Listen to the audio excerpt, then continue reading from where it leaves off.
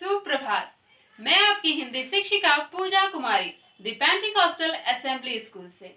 आशा है बच्चों आप घर में अच्छे से होंगे और समय का सदुपयोग करते हुए अच्छी तरह से पढ़ाई कर रहे होंगे। आज का यह वीडियो कक्षा 2 के बच्चों के लिए है, जिसमें इस वीडियो के माध्यम से मैं कक्षा 2 के बच्चों के लिए हिंदी 1 के हिंदी व्याकरण के पाठ 8 समान अर्थ वाले शब्द यानी समानार्थी शब्द या पर्यायवाची शब्द को पढ़ा रही हूँ।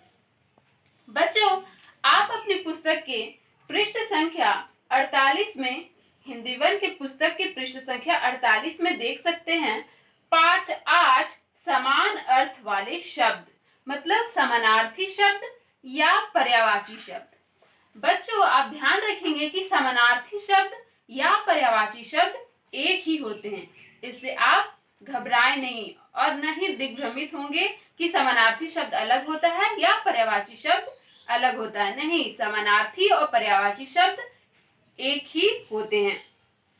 तो बच्चों, सबसे पहले हम जानेंगे कि समानार्थी शब्द या पर्यायवाची शब्द किसे कहते हैं। तो समानार्थी और पर्यायवाची शब्द किसे कहते हैं? आप इसे देख सकते हैं कि एक जैसा अर्थ बताने वाले शब्द समानार्थी या पर्यायवाची शब्द कहलाते हैं। आपने पढ़ा कि एक जैसा अर्थ बताने वाले शब्द क्या कहलाते हैं?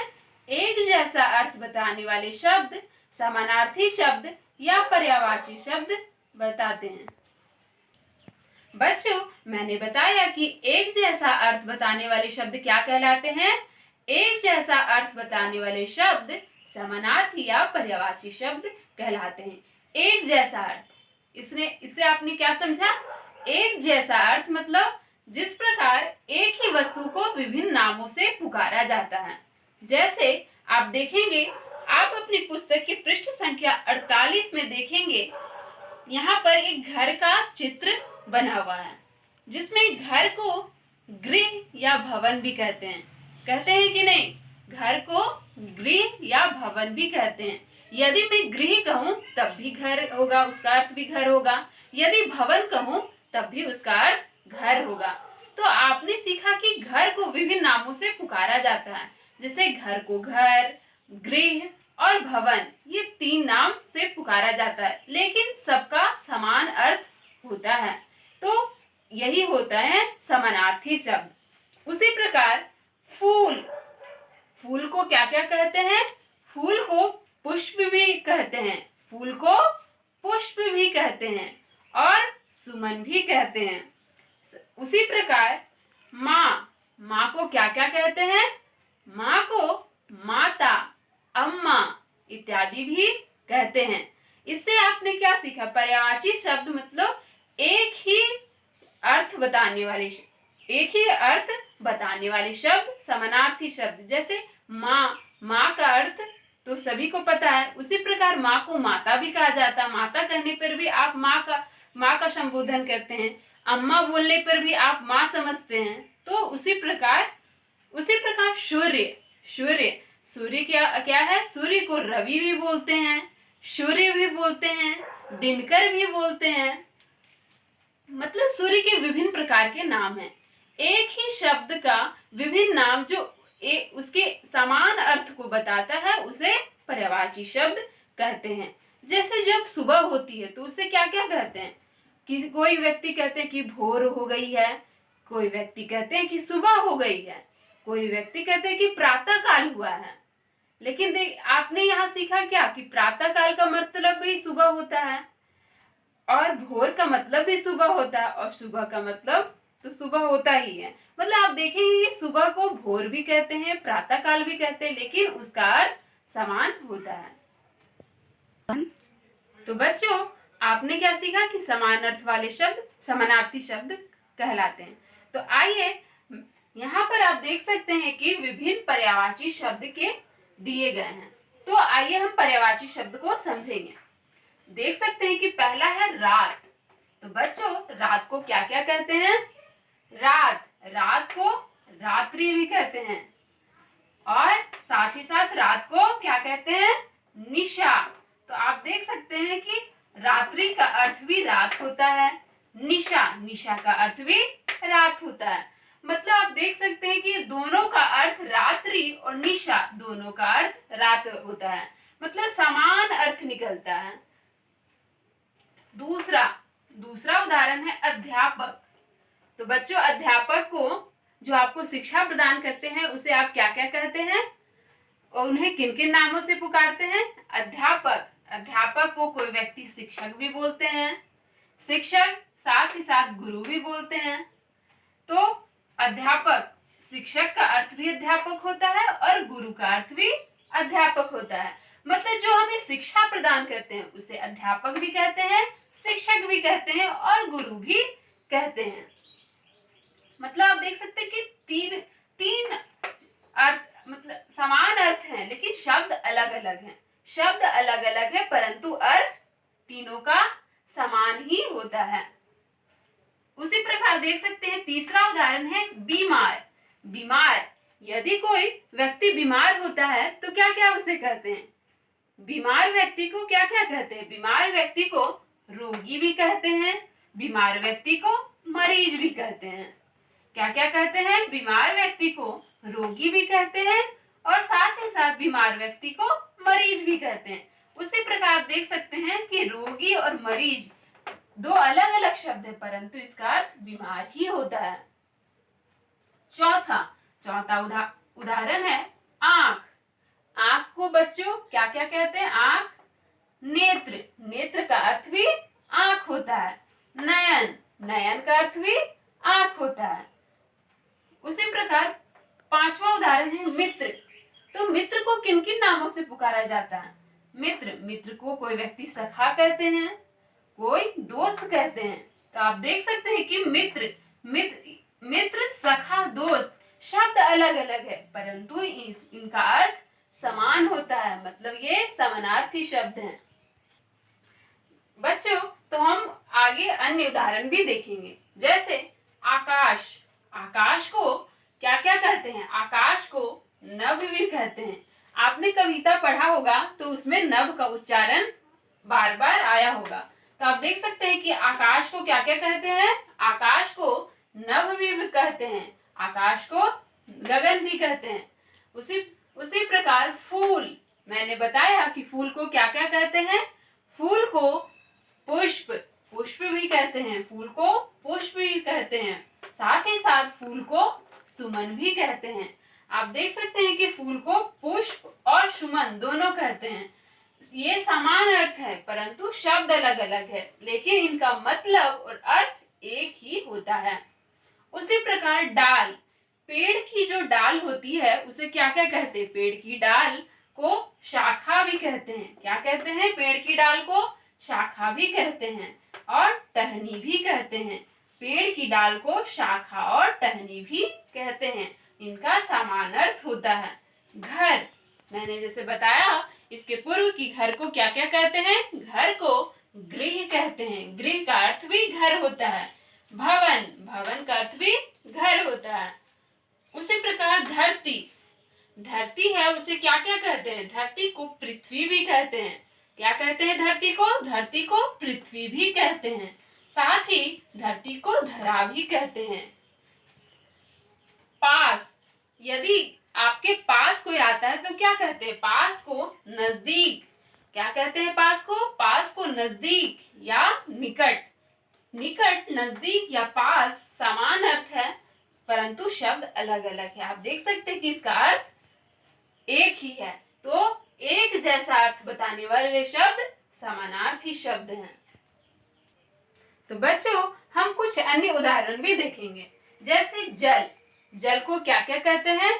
जल को पानी और नीर भी कहते हैं। जल को क्या क्या कहते हैं? जल को पानी और नीर भी कहते हैं। उसी प्रकार दूसरा उदाहरण है बालक। बालक को क्या क्या कहते हैं? बालक को बच्चा या लड़का। यदि कोई बालक है, एक बच्चा है, तो उसे क्या क्या कहते हैं? कि लड़का, बच्चा और बालक तीनों अलग अलग शब्द है परंतु इसका अर्थ एक ही होता है। उसी प्रकार हवा, हवा, हवा का अन्य नाम क्या क्या है? हवा को वायु भी कहते हैं और समीर भी कहते हैं। क्या क्या कहते हैं हवा को? हवा को वायु और समीर भी कहते हैं। उसी प्रकार चौथा उदाहरण है संसार। संसार को क्या क्या कहते हैं? संसार को दुनिया या जग। क्या क्या कहते हैं संसार को? दुनिया या जग। बाग, यदि आप किसी बाग बगीचे जाते हैं, आप ऐसे शब्द सुने होंगे कि बाग बगीचे, पूरी तरह से बाग बगीचे में हरियाली छा गई है। तो बाग को क्या क्या कहते हैं? बाग को उपवन भी कहते हैं। उपवन मतलब बगीचा, और उपवन और वाटिका मतलब भी बाग या बगीचा। ठीक है, बाग का अर्थ भी उपवन और वाटिका। उसी प्रकार तालाब को क्या क्या कहते हैं? तालाब को जलाशय। क्या क्या कहते हैं तालाब को? तालाब को जलाशय और सरोवर। तालाब का अन्य नाम है जलाशय और सरोवर।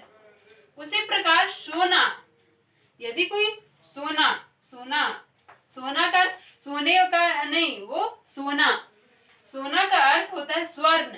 सोना का अन्य नाम है स्वर्ण। किसी से एक वाक्य है स्वर्ण आभूषण उसने खरीदे, तो स्वर्ण, सोना का अर्थ है स्वर्ण या कनक।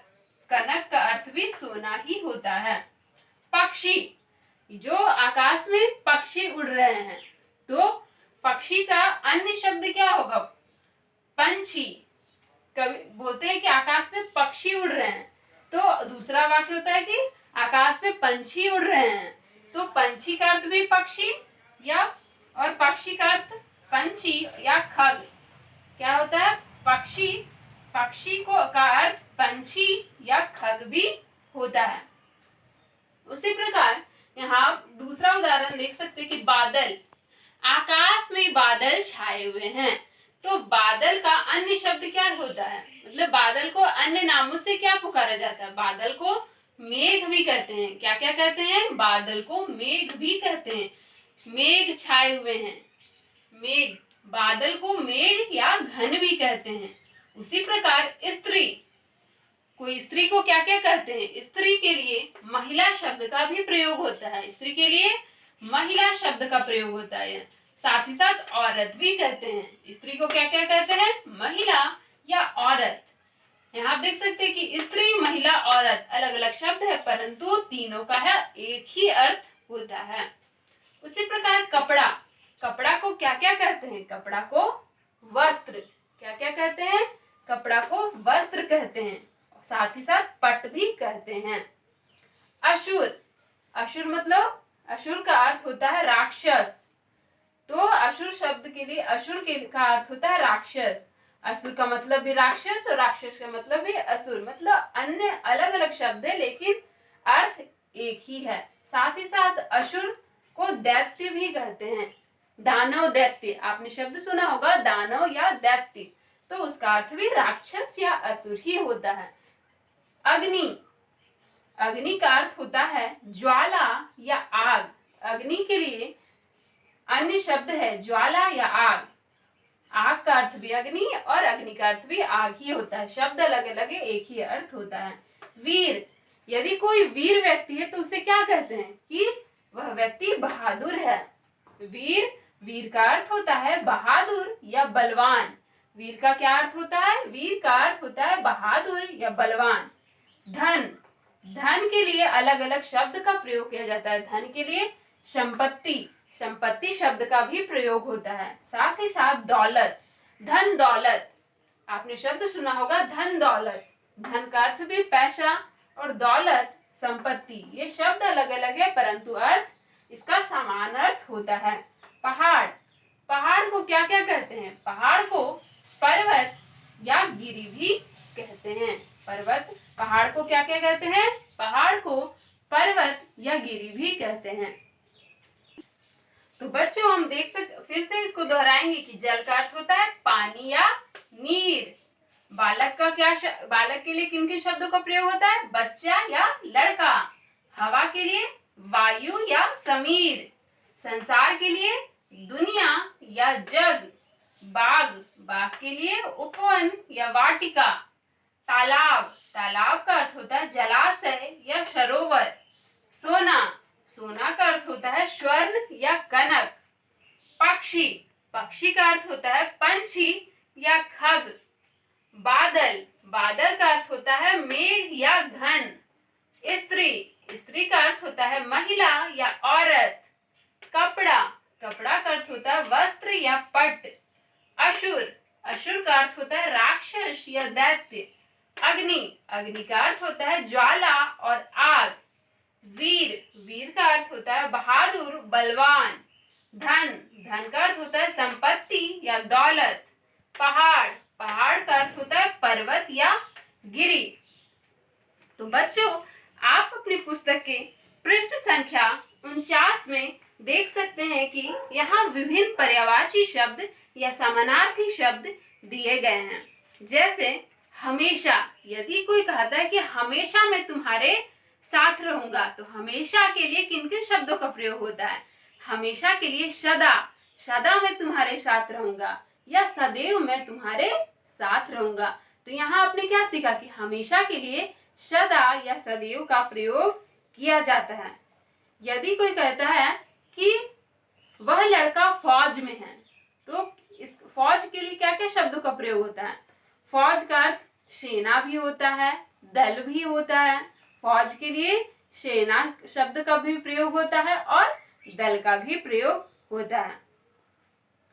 यदि कोई कहे कि बिजली, बिजली को किन किन नामों से पुकारा जाता है? बिजली को चपला या दामिनी भी कहते हैं। उसी प्रकार सांप, सांप को क्या कहते हैं? सांप को सर्प या भुजंग भी कहते हैं। उसी प्रकार मछली, मछली को किन किन नामों से जाना जाता है?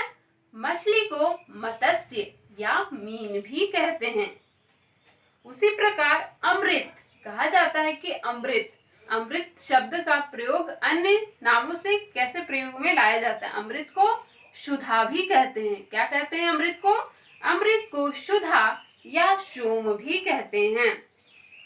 उसी प्रकार कौवा, यदि कौवा शब्द आप सुनते हैं तो कौवा को अन्य नाम से क्या क्या बुलाते हैं? कौवा को काग भी कहते हैं। क्या कहते हैं? काग या काक। क्या क्या कहते हैं? काग या काक। उसी प्रकार सागर, सागर को क्या क्या कहते हैं? सागर को समुद्र या सिंधु भी कहते हैं। क्या क्या कहते हैं सागर को? सागर को सिंधु या समुद्र भी कहते हैं। उसी प्रकार हम, यदि कोई कहता है कि तुम्हारा मुंह बहुत सुंदर है, तो क्या कहते हैं? मुंह के लिए क्या किन किन शब्दों का प्रयोग किया जाता है? मुंह के लिए चेहरा, तुम्हारा चेहरा बहुत सुंदर है। मुंह के लिए किन किन शब्दों का प्रयोग किया जाता है? मुंह के लिए चेहरा या मुख। पेड़, पेड़ को क्या क्या कहते हैं? पेड़ को वृक्ष भी कहते हैं। क्या पेड़ को कहते हैं? पेड़ के लिए वृक्ष शब्द का भी प्रयोग किया जाता है। साथ ही साथ तरु, तरु शब्द का प्रयोग भी पेड़ के लिए किया जाता है। उसी प्रकार जंगल, जंगल के लिए किन किन शब्दों का प्रयोग किया जाता है? जंगल के लिए वन, जंगल के लिए वन शब्द का प्रयोग किया जाता है, या अरण्य। क्या क्या जंगल शब्द के लिए प्रयोग किया जाता है? जंगल के लिए वन या अरण्य शब्द का प्रयोग किया जाता है। तो बच्चों, आज हमने क्या सीखा कि समान अर्थ वाले शब्द, मतलब एक जैसा अर्थ बतलाने वाले शब्द समानार्थी शब्द या पर्यायवाची शब्द कहलाते हैं। मैंने इस वीडियो के माध्यम से विभिन्न प्रकार के पर्यायवाची शब्द को बताया।